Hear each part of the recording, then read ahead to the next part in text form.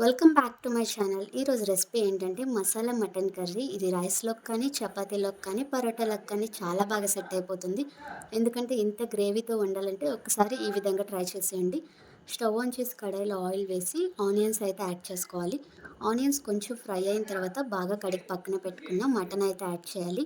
ఇప్పుడు మటన్‌లో కరెక్ట్‌గా సరిపోయేంత ఉప్పు, అలానే పసుపు, కొంచెం కారం అయితే యాడ్ చేసుకోవాలి. కొంచెమే కారం ఎందుకు యాడ్ చేసుకోమన్నానో ఇప్పుడు చెప్తాను. ఇప్పుడైతే ఒక మిక్సీ జార్‌లో అల్లం, వెల్లుల్లి, అలానే బిర్యానీ స్పైసెస్, దాంతో పాటు కొంచెం ఉల్లిపాయలు, అలానే ఇంకా దాంట్లో పచ్చిమిర్చి, ఎండుమిరపకాయలు కూడా యాడ్ చేసుకోవాలి. ఇవన్నీ మిక్సీ చేసుకోవాలి. చూసారు కదా! ఈలోపు మంచిగా మటన్ అయితే ఉడికిపోతుంది. ఇలా ఉడికిన తర్వాత ఇప్పుడు నేను పేస్ట్ అయితే చెప్పాను కదా!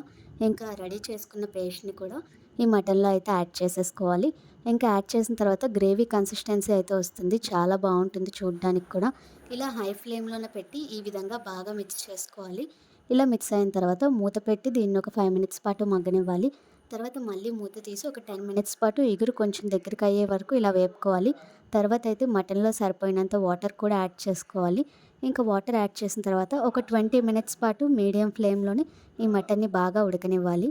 చూసారు కదా! ఇప్పుడైతే మటన్‌లో సగానికొచ్చేసి వాటర్ మొత్తం పోయాయి. ఇప్పుడైతే హై ఫ్లేమ్‌లో ఒక 5 మినిట్స్ పాటు ఉడికించుకుంటే మనకి మసాలా మటన్ కర్రీ అయితే రెడీ అయిపోతుంది.